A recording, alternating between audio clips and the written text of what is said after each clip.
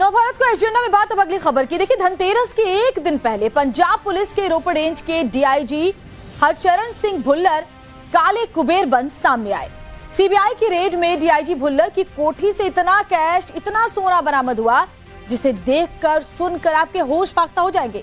सूत्रों की माने तो डीआईजी भुल्लर की चंडीगढ़ कोठी से सोना मिला, चांदी मिली, करोड़ों का कैश मिला, लग्जरी घड़ियां, विदेशी शराब और बंदूकें तक मिली है।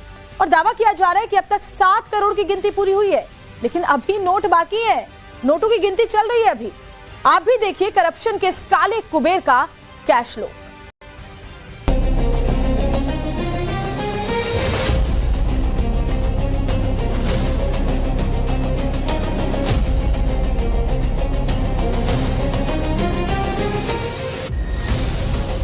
इन तस्वीरों को देखकर आपका भी माथा चकरा जाएगा। नोटों से भरे 3 बैग, 2 सूटकेस और ये नोटों का पहाड़। सिर्फ नोट ही नहीं, सोना, गहना, इतनी तादाद में जैसे किसी राजे रजवाड़े के तलघर में गड़ा तिलिस्म हो। लेकिन ये रिश्वतखोरी के आरोप में गिरफ्तार पंजाब के रोपड़ रेंज के डीआईजी हरचरण सिंह भुल्लर के घर की तस्वीरें हैं। 1 घंटे, 2 घंटे, 3 घंटे, 4 घंटे, 5 घंटे, 6 घंटे, 7 घंटे, 8 घंटे नहीं, पूरे 18 घंटों से इन नोटों की गिनती जारी है। सीबीआई की रेड में यहां से नोट ही नोट मिले हैं। इतने नोट मिले हैं कि 3 मशीनों से गिनती हो रही है। अब तक 7 करोड़ रुपए से अधिक की गिनती हो चुकी है, लेकिन नोटों का ढेर खत्म होने का नाम नहीं ले रहा। यहां से इतने नोट मिले हैं जिन्हें गिनते गिनते नोट गिनने वाली कई मशीनों का जैसे फ्यूज उड़ जाए। नोट गिनने वाली मशीनों का रीडिंग मीटर हैंग हो जाए, लेकिन नोटों के ढेर खत्म ना हो। यहां से इतने अधिक नोट मिले हैं। सिर्फ नोट ही नहीं मिले, देखिए और क्या क्या मिला है। किलो के वजन में सोना मिला है, चांदी मिला, बंगला, गाड़ी, झुमके, कंगना, विदेशी घड़ियां, विदेशी शराब, राइफल, बंदूक और न जाने क्या क्या। ये सब कुछ मिला है पंजाब पुलिस के रोपड़ रेंज के डीआईजी हरचरण सिंह भुल्लर के ठिकानों से। रिश्वतखोरी की शिकायत के बाद सीबीआई ने जब डीआईजी भुल्लर के घर रेड डाली तो धनतेरस के पहले इस काले धन कुबेर का कच्चा चिट्ठा खुल गया। जैसे तस्वीरें बोल उठी, कैसे एक अफसर का घर काली कमाई का ठिकाना बन गया, कैसे ये ठिकाना भ्रष्टाचार के खजाने से खचाखच भरा हुआ है। सोचिए जरा, एक तरफ आम आदमी जो धनतेरस पर एक चांदी का सिक्का खरीदने से पहले भी 10 बार सोचता है, वहीं दूसरी तरफ डीआईजी हरचरण सिंह भुल्लर जैसे अफसर जो करप्शन से जमा किए नोटों के ढेर पर कुंडली मार कर बैठे हैं। जानकारी मिली है कि पिछले करीब 10 दिनों से सीबीआई लगातार रैकी कर रही थी, ट्रैप लगाया गया था और फतेहगढ़ साहिब का एक स्क्रैप डीलर है, उसकी ये शिकायत थी कि हरचरण सिंह भुल्लर 5 लाख रुपए की मंथली मांग रहे हैं और वही मंथली देने के लिए आज वो स्क्रैप डीलर सीबीआई की टीम के साथ आया था, क्योंकि ये ट्रैप लगाया गया था और फिर हरचरण सिंह भुल्लर को गिरफ्तार किया गया था। एक तरफ ये काले धन कुबेर हैं जो रिश्वत और भ्रष्टाचार की कमाई से घरों में नोटों के पहाड़, सोने चांदी के ढेर जमा कर रहे हैं। धनतेरस पर लाखों आम आदमी एक चांदी का सिक्का खरीदने से पहले 100 बार हिसाब लगाते हैं। स्टील के एक चम्मच, गिलास या प्लेट खरीदना भी उनके लिए दिवाली का लग्जरी आइटम बन जाता है। वहीं दूसरी ओर डीआईजी भुल्लर हैं जिनके घर से सीबीआई को रेड में नकदी के अलावा पूरे 1.5 किलो सोने के गहने मिले हैं। भुल्लर के घर से मिले 1.5 किलो सोने के आभूषण 1 ग्राम के 1500 सिक्कों के बराबर हैं और अगर 10 ग्राम के सिक्कों की बात की जाए तो 150 सिक्के आ जाएंगे। इतना सोना डीआईजी भुल्लर के घर से मिला है। आपको जानकारी के लिए बता दें, ज्यादातर आभूषण 22 कैरेट सोने में बनते हैं। इस वक्त 22 कैरेट सोना करीब 11,265 रुपए प्रति ग्राम चल रहा है। इस लिहाज से इसकी कीमत 1 करोड़ 68 लाख के करीब बनती है। डीआईजी हरचरण सिंह भुल्लर सिर्फ एक नाम नहीं है, वो सिस्टम का आईना है जहां ईमानदारी कम, दौलत का लोभ ज्यादा है, जहां कानून की वर्दी के भीतर भी लालच पलता है। ये देश के ऐसे काले धन कुबेर हैं जो घर में सोने की खान छिपाए बैठे हैं और वही देश के किसी कोने में कोई माँ अपने बच्चे के लिए दिवाली की खुशियां खरीदने के लिए जूझ रही हैं।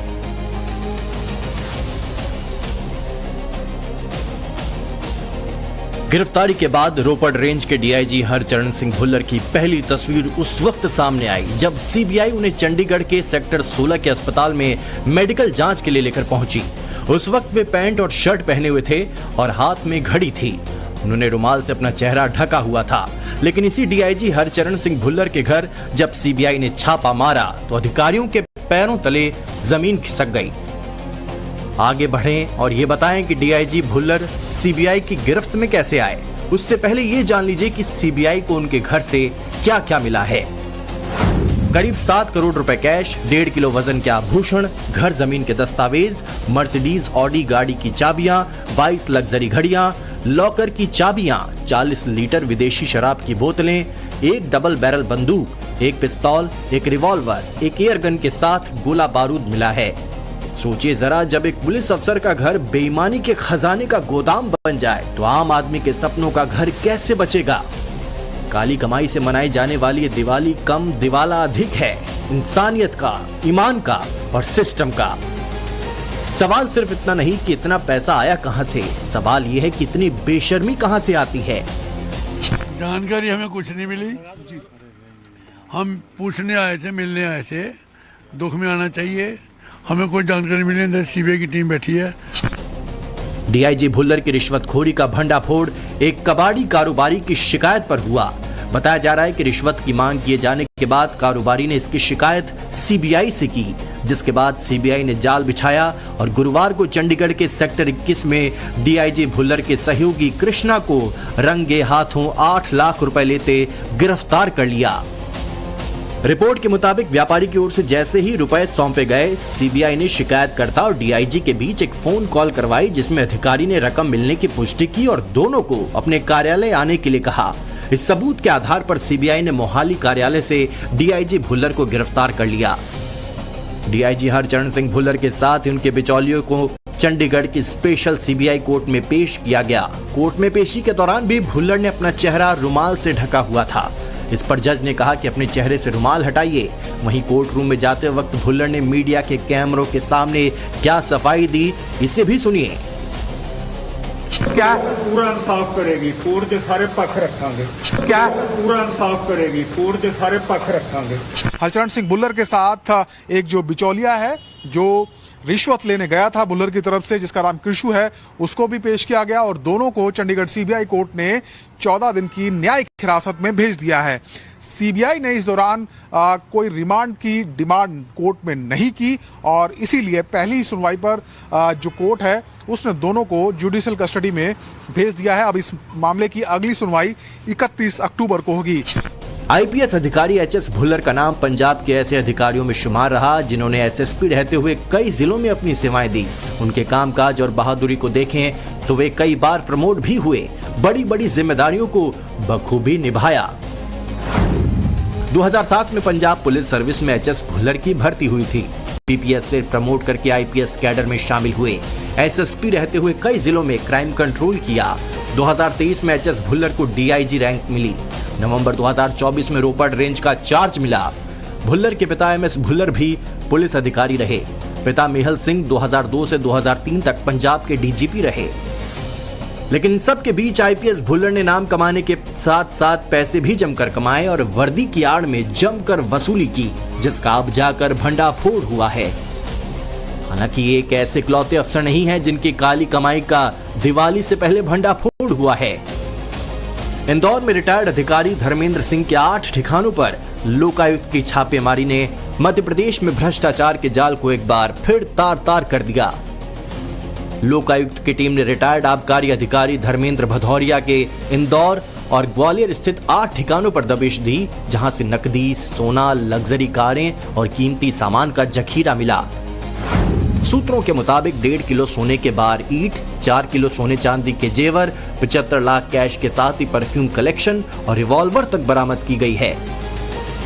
भदौरिया की वैध आय करीब 2 करोड़ मानी जा रही है, लेकिन संपत्ति कई गुना अधिक पाई गई है। इतना ही नहीं, जांच में यह भी सामने आया है कि उनके बेटे और बेटी ने फिल्मों में मोटी रकम का निवेश किया है।